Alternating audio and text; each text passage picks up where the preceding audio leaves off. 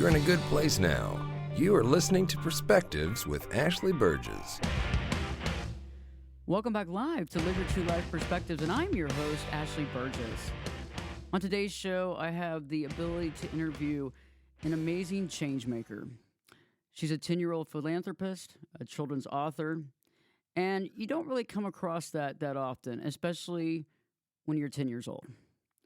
Amelie Anastasia is joining me live in studio today, and we're going to be talking about creating the next generation of change makers. We're going to be talking about her 3 amazing books and what she wants to create in our world today. And I think it's amazing when you have a desire to make change, a desire to correct things, a desire to make things right. And Amelie has that desire. Amelie, I'm so happy to have you here live on Live Your True Life Perspectives. How are you doing today? Well, thank you so much for having me, and I'm doing great. It was amazing receiving your 3 books, Wolf Tales, Fox Tales, and Fox Tales 2. Amelie, who exactly are your muses to write these amazing children's books? Well, I think that the full kind of grab of these books that I kind of found just in the world was when I realized how beautiful and truly gentle nature can be in in so many different ways, and I just love every way about it. Nature is beautiful, and it is amazing when you're able to participate in it and see that. And you and your family live in a very beautiful place, right? Where exactly do you live? Well, we live in northern Michigan in the small town, Petoskey. It's really awesome here. It's actually snowing right now, but it's great. And there's a lot of wildlife there. And so, probably when you walk outside of your house, do you see wildlife or do you see wolves or other types of animals walking around? Yeah, there are bunnies and squirrels, many, many, many squirrels. And sometimes at night, we can catch the glimpse of a little fox just running through our yard. Wow. Okay. So you see that on a constant basis. And I'm Yeah. assuming over time, throughout your life, were you automatically just in love with animals or has that, changed or become more over time? Or were you just fascinated with animals at a very young age? Well, I've always loved animals, but I think as I grew, my love for them just became so much bigger over time. And so when you look at these animals or you interact with nature, so do you have the desire to kind of help them or save them? Tell me a little bit more about your mission when it comes to animals and wildlife. Well, when I see wildlife, I just try to notice every wonderful bit of it. And my goal is to save the natural parts of Earth and to keep these ecosystems thriving and a happy place. And so I have seen a lot of animals in my life, and I'm just so grateful that I have the opportunity to step outside and see 2 chipmunks fighting over a nut or something, or a fox just walking through looking for a field mouse. That's neat, and it's neat that you're able to see that and to experience that. Well, so the first book was that Wolf Tales that you created? No, my first book was Foxtails. Fox Tales. Okay, and when did you start? When did you start writing Fox Tales? I was 8 years old when I wrote it, and the first copy was actually my 9th birthday present. Wow, that's amazing. I love that. The greatest friendship in the forest. I love that. And so I love your writing, A Fox's Friendship. Tell me a little bit more about that. Well, it's just all about how nature crosses its path with other types of nature all the time. And no matter how different the species or plants or really anything is, over time they kind of stick together. That's neat. That is valuable. That's a great observation, and it's very true. It's interesting how nature and animals seem to work together. Sometimes a lot more than we see humans interact or work together. Yeah. It is interesting, and I love the illustrations in the book. This is like, and this is a high level read too. That's another thing that I find very interesting of this book is that this is definitely a high level read. And I love the silliness of the puppy too. Is that do you have a puppy? Do you have a dog at home? Dewey. Oh, he will be more of a puppy than 10. Oh. And tell me more about him. Well, his name is Prince, and he is a mix between a pug and a Bernese mountain dog. Wow. Okay. Yeah, that's like the littlest breed on Earth and the biggest breed on Earth. Wow, I've And I've so, never met one of I've never met one before. So tell me more about his his kind of vibe or his personality. well, most pugs are like tan with brown ears and a brown nose. Well, black nose and brown like face. But no, no, no, no, no. He has brown eyes. He is an incredible shade of tan, and his tail is just the cutest. And the first time we saw him, the first thing he did was at first his tail was just down because he didn't really know any of his environment. But then it just curled up, and it was so adorable, and I just fell in love with him. It's amazing how a dog's tail reveals a lot about them, right? Yeah. It's really neat. It's kind of like the smile, I think. I think it's like my dog actually smiles, but I mean, when they're smiling when their tail is going and how high it's going, I think. Yeah. That's pretty cool. Do you have any other animals or pets at home as well? Yeah, we have some fish. One of them is the most interacting fish I've ever met. His name is Sunny, and my mom picked him out, and he was just the best choice. And we have a couple more fish. I think some of them might be, I don't know what they're called, but they're amazing. Wow, okay. So you have a really interactive fish. I mean, that's pretty neat. I mean, I think that you sound very empathic and very connected because I don't know if some people would actually be able to observe that or actually even see that. Thanks.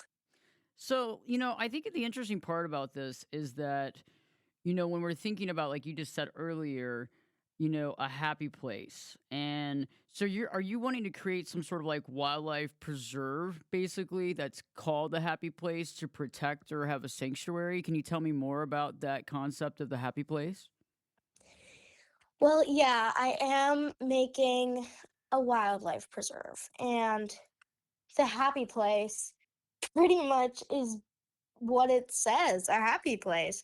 But I want it to be more than that. I mean, we all have different happy places, but I really want to make mine the happy place of not just me, but many. Hmm. I like that. I like that. So a place where, so would it be various different species of animals that come together, wild and domesticated, or how does that look? Well, it is an enclosed sanctuary, so the wildlife will be prohibited to be entered by humans.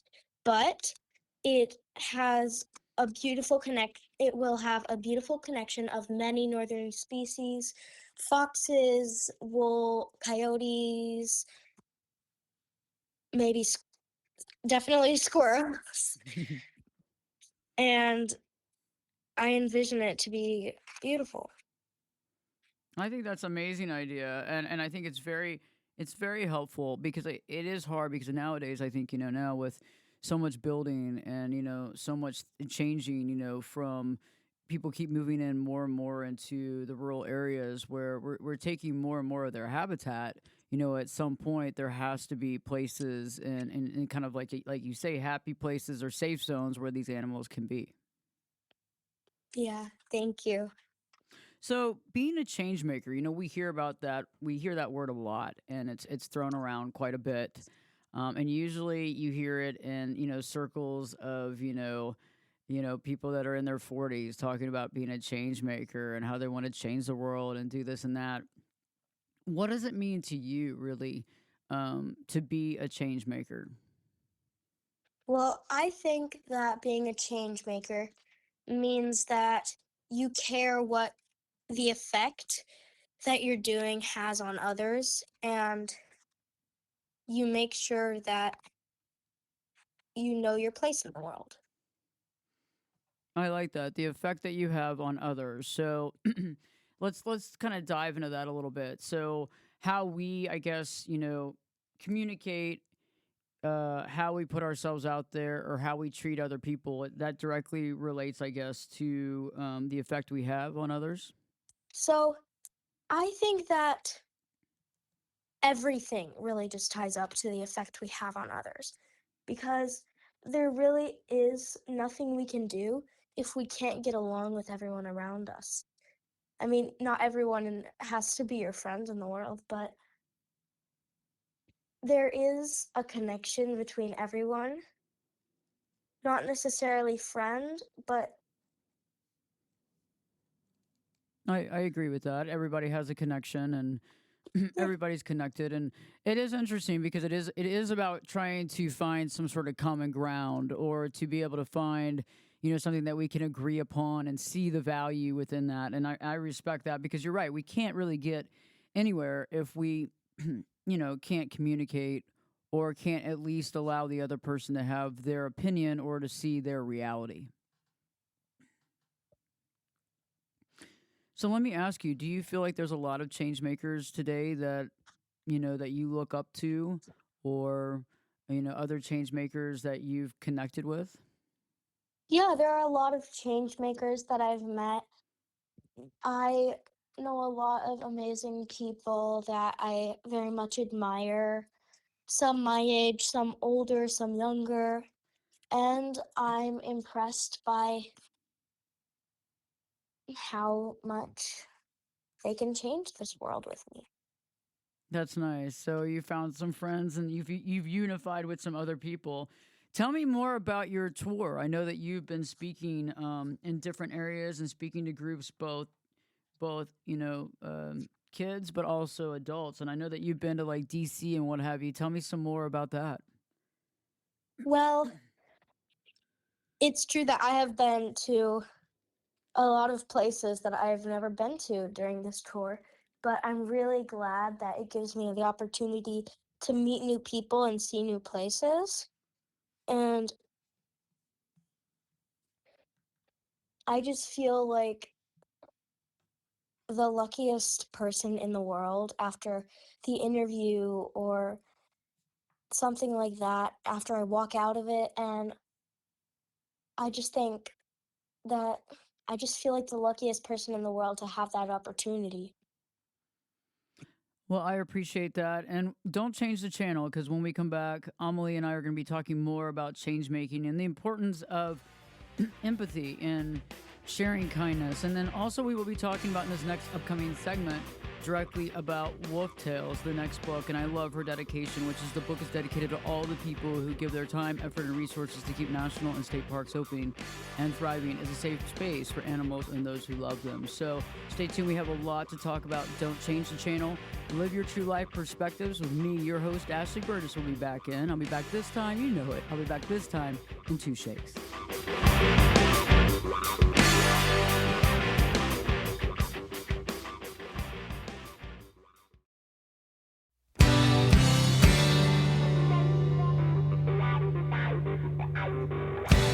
Turn it up and jump in the deep end on perspectives. Now, here's Ashley.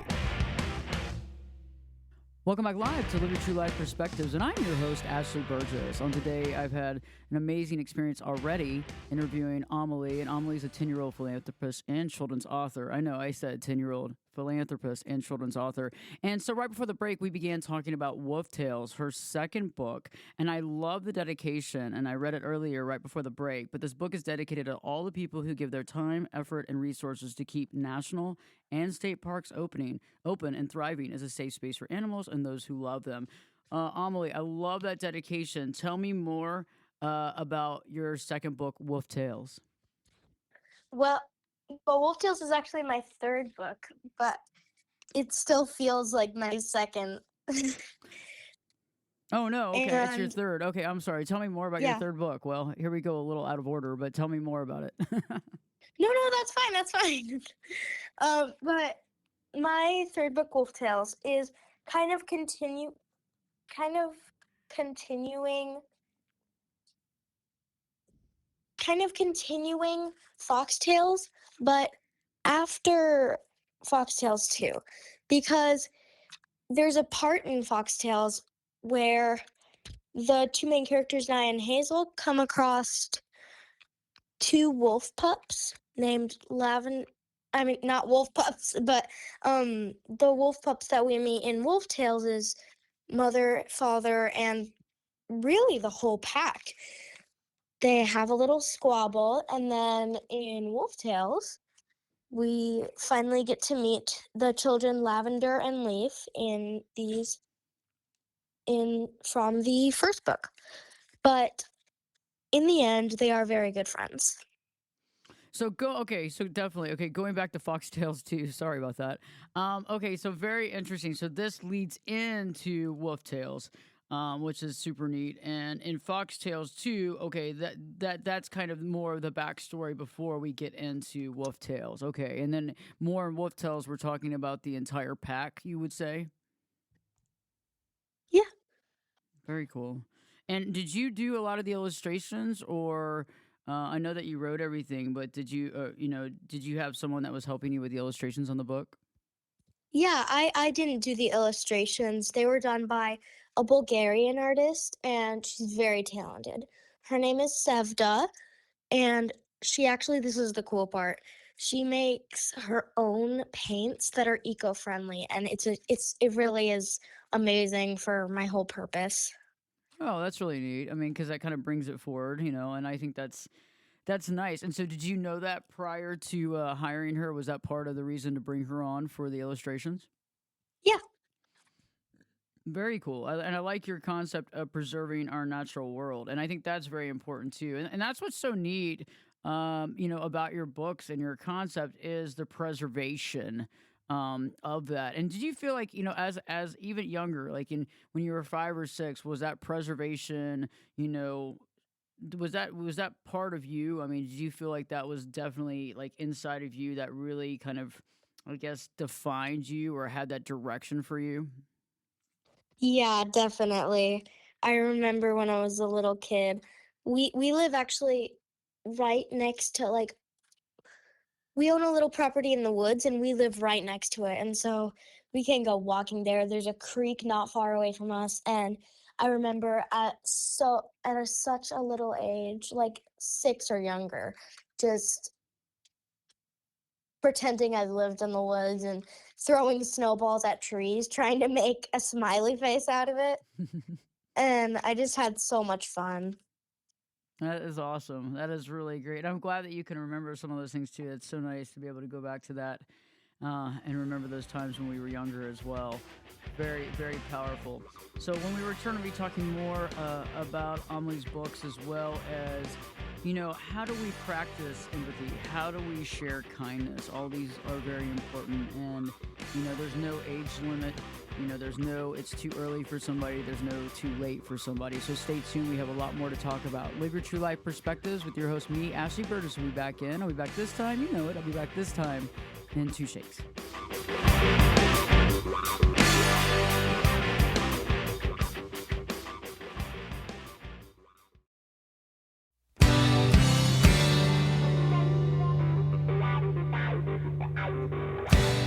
This is Jake Busey, and you're listening to Perspectives with Ashley Burgess. Welcome back live to Live Your True Life Perspectives, and I'm your host, Ashley Burgess. Amelie, the writer of Wolf Tales, Fox Tales, and Fox Tales 2, has joined me here live in studio on Live Your True Life Perspectives. And right before the break, we were about to get into the concept of talking about empathy. Amelie, what do you think is the importance of practicing empathy and sharing kindness with people around you? Well, I think that practicing empathy is good for everyone. It's something that we all have to use. It's empathy is a beautiful way to just to live your life, having empathy for others, having sharing kindness and things like that. It's just you have to you have to understand how beautiful life is and how many opportunities it gives you. And having empathy for other people, it just feeling good about about everything, feeling good about how how Like feeling good about others. And do you feel like empathy, let me ask you a question. Do you feel like a lot of times people, because I think sometimes it might be easier for sometimes people to be more empathic or more have more empathy for animals sometimes than humans, and then vice versa. I feel yeah, like, feel yeah, go with that. Do you feel like people can learn a lot about empathy or learn how to like kind of instill empathy within them by seeing the value of animals around them as well? yeah, just just seeing the just if you walk past in the morning, you just walk past a tree, it rained last night, and there's just a snail, let's say, just really learn to appreciate how that snail didn't stay curled up, but you can see it. And not all animals you can see, so the ones you can, you have to appreciate them.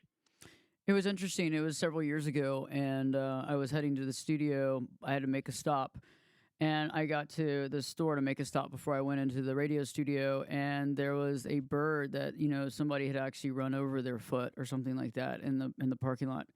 And it was interesting how people were not doing anything about it. And so I ended up getting like I had like this plastic bin in my car that I would keep, like, in case of something. Like I kept like paper towels and stuff like that. So I took all that out of there, and I reached down, I picked up the bird, I stuck it in the little box with it was open, and I stuck it on my passenger seat, and I drove with it all the way to the studio. We did the because I had the live show, I couldn't miss it. And so I took it with me, and then I brought it to a wildlife sanctuary after, and they bandaged his little leg, his foot, and everything, and he was able to stay at the wildlife refuge. But I remember that, and I kind of nicknamed the bird and everything, and he was in the studio, but I just could not overlook the fact that the bird needed attending to, and so I'm assuming you've probably done some of those things as well in your life, taking care of animals or wildlife when you come across them. Yeah, yeah, I remember actually one of the times I found it was a very, very small snail again, snail. Gotta bring up the snails all the time, but I love it. yeah, I found a small snail, and I don't know how, but it must have been like flooding water or something. But and we have like this road that goes down at our house, down to this little pathway that you can walk on. And it was like in this little caveway of rocks, and its shell was like cracked. Mm. And so I kind of moved the rocks around a little very gently, took it and took it in my hand and put it on a little plant.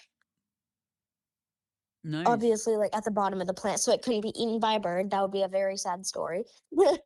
But yeah, the next day I came and it was at the top of the tree, and I was happy that it had lived. I like that. It's and I understand. It's trying to like help them and save them. And it's something I do too. It's like, butterflies, whatever. Even mosquitoes, I let them fly out of my house. I try not to kill them, but I'm like, you just fly out. You're out. I don't need you here.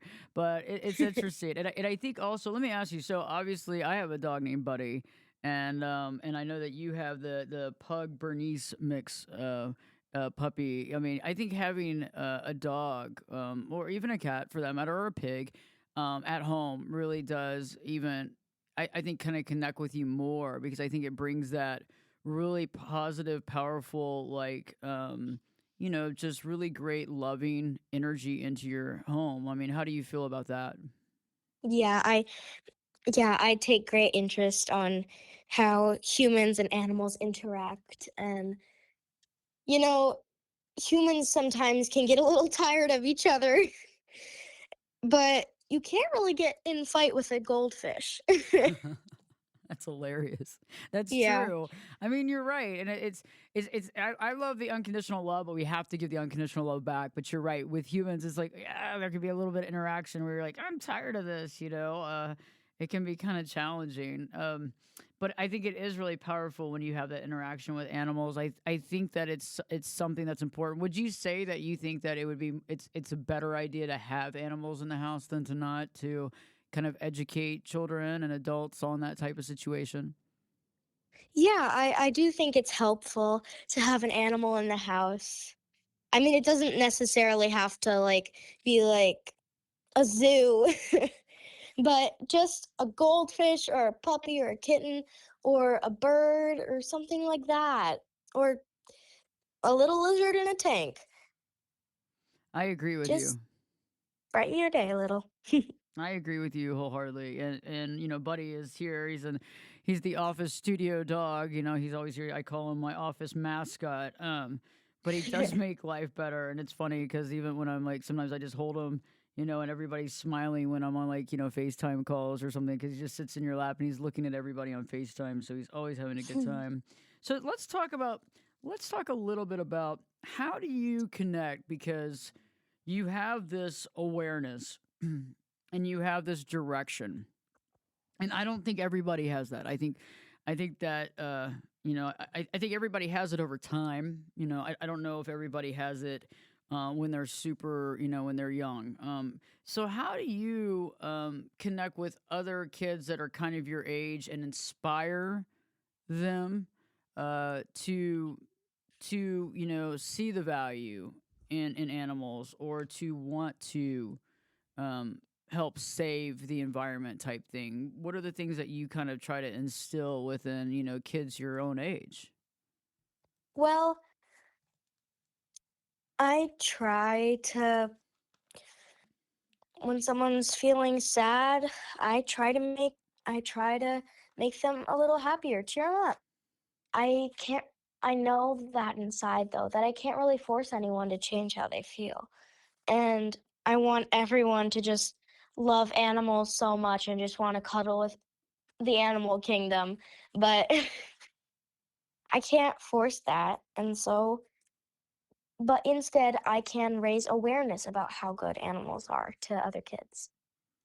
Nice. Okay, that's good. It's just like because again, it goes back to some kids are not exposed to animals because mom or dad are allergic or don't like animals or whatever, and so the impact of that situation, and so it's like it takes an outside resource, to get them to see that value because it's not being taught at home.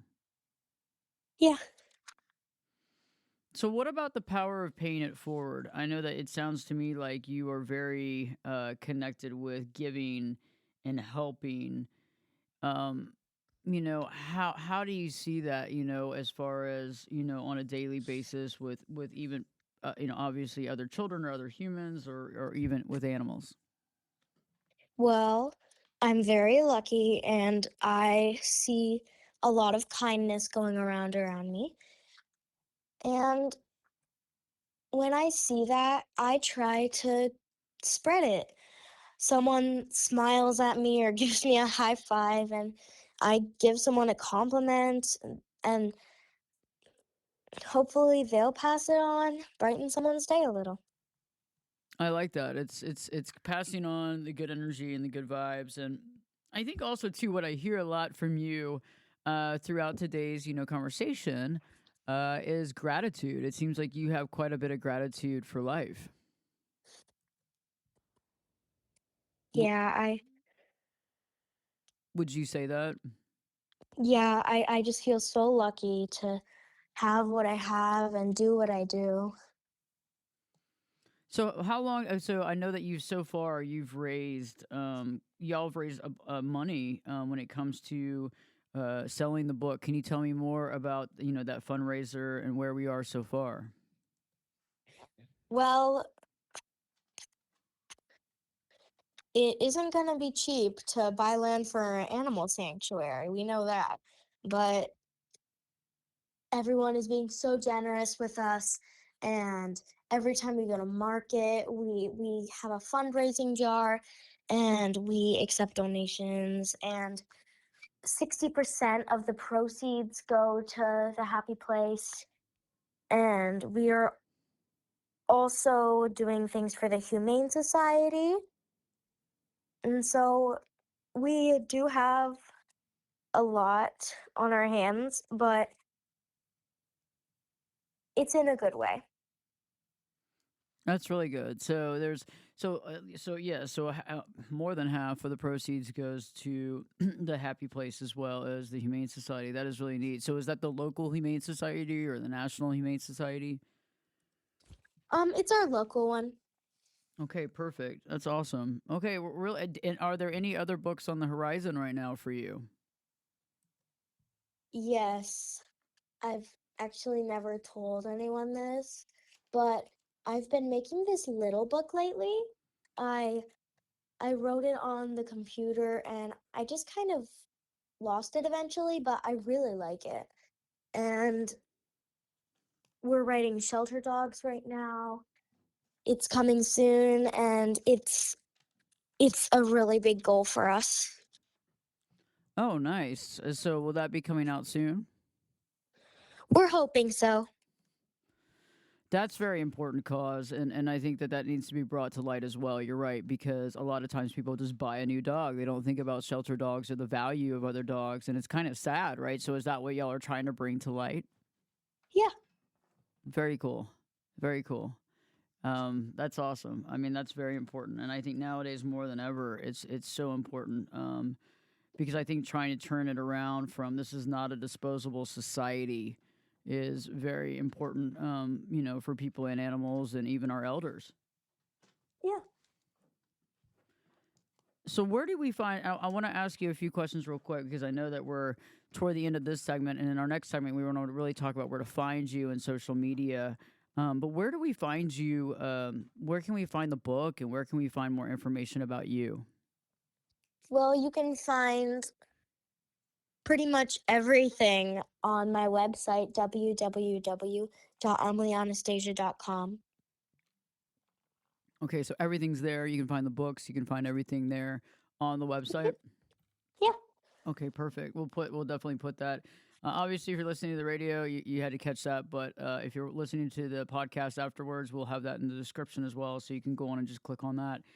And I think it's interesting too. Like, do you feel like your mom has been very instrumental in kind of helping to, kind of help with the focus and what have you? Because it sounds like y'all really work together quite well, and she's kind of helpful for you as well.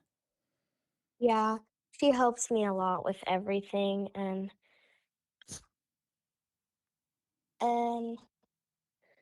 I love how much we work together on it, and how she helps me so much with things that would take me a year that take her 2 minutes. And I just love how much we work together on it.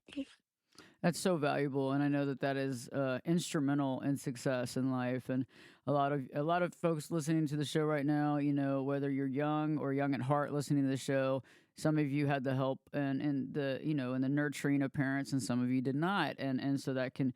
But it's really amazing when you do have someone that can help and nurture the power that that is, and I'm so glad that you and your mother have such a good connection. Yeah, I'm glad too. That's amazing. So stay tuned. We're gonna be talking more with Amelie about just her direction, but also don't miss our last segment because I'll be asking her nuggets of wisdom, some things to share with us, how to help us move forward, how to have a better life, but also how to even have more gratitude in our life since that is so valuable and so important to have. Gratitude is very important, and I can hear it within Amelie's voice about how she's so happy and she's so lucky and she feels so great about her life, and that is amazing. And I know that we all go through hardships and we all have challenges in our life, but it is tight to refocus. And and refocusing that energy and seeing the value in our life and seeing the value in the things that we have. And that's what's so powerful. So stay tuned. Don't change the channel. We have a lot more coming up. Live your true life perspectives with your host, me, Ashley Burgess, will be back in. I'll be back this time in 2 shakes.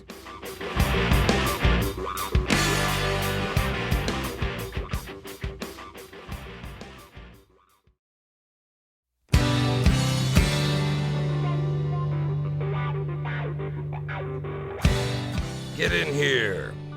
You're listening to Perspectives with Ashley Burgess. Welcome back live to Live Your True Life Perspectives, and I'm your host, Ashley Burgess. On today, I've been interviewing Amelie. Amelie is a 10-year-old philanthropist and a children's author, and we've been talking about paying it forward. We've been talking about empathy, helping others, trying to, just connect with other people and make things happen. And at this time of the show is the time where I like to talk about the golden nuggets of wisdom, things that are important specifically to this change maker. And so, Amelie, I was thinking about the concept of gratitude. How do you reconnect with gratitude on a daily basis? Because many of us deal with problems and issues. Life is not perfect. And so we have to kind of recalibrate into that. How do we recalibrate into seeing gratitude or turning gratitude into action, maybe? Well, I think that seeing gratitude in both yourself and others is very important. It's a very important part of our day because just being happy about what you have or what others have, it just makes you happy inside. And just turning it into action, that's when you're grateful for something and so you put it to a good use. Like I had my parents rescued a shelter dog and I grew to love her very much. Her name was Roxy. And so I put it into the cause of helping our local humane society. I like that. I like that. So, your family adopted a shelter dog, and then it's like you really connected with her, and then you also saw the value of that. And then you saw the gratitude in her, but then also went a step further. And okay, I see the gratitude now. I want to pay that forward. Mhm. I like that. That's very important. And for everybody out listening, it is about reconnecting with that gratitude, seeing it, and no matter what's happening in your life, try to recalibrate as fast as possible because it can be a slippery slope when we don't go do that because there are things to have gratitude or to be thankful for. Amelie, let's switch and talk about nature because it seems to me like you've had this great ability to be able to connect with nature and have that and be inspired by that. Um, what does being in nature really provide for you? Tell me more about the value of nature. I think that nature really provides a calmness and a joy for me. Like like when something is worrying you or something and you just take a little walk with your dog and you come back and you feel better. And I think that it's so important to me because of how much I've been exposed to it throughout life.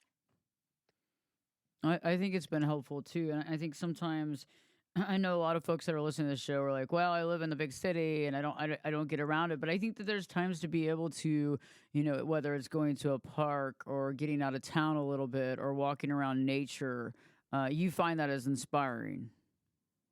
Yeah. Do you think that people should do that? I mean, how often do you think, like once a month, or if they're living in the big city, do you think they should get out and do that? What do you think about that? Well, I think that really any amount of time, depending on what you're doing lately, is perfect. And I just love everything about nature. It doesn't have to be something really long or something that you can't really make time for. It can be something that you just have time for. You have a need to just step outside and just take a breath. I think that's super powerful. Amazing and great nuggets of wisdom. And I Hope that this has inspired, everybody that's listening. Amelie, I'm so happy to have you on the show. Thank you. It was so good being here. Well, I look forward to having you back on. I know that this is, you have lots of other books and lots of other things in the works. So I hope you would come back on the show when you can. Thank you. Awesome. Amazing. So thank you.